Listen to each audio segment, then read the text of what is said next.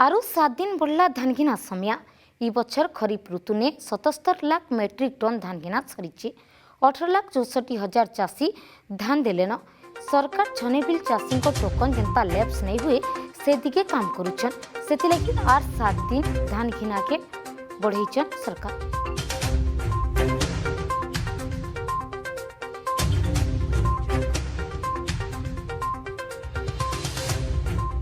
खरीफ ऋतुर प्रोक्योरमेंट रे आम सरकार सर्वकालीन रेकर्ड करिछि।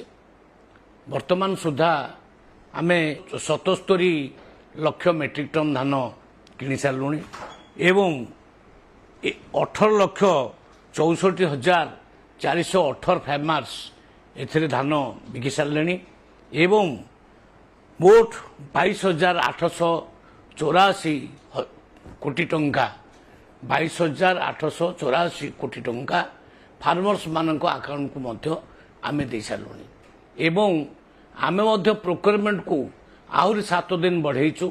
कारण आमर उद्देश्य होछि गोटे भी चाषी तार टोकन लाभ न हो।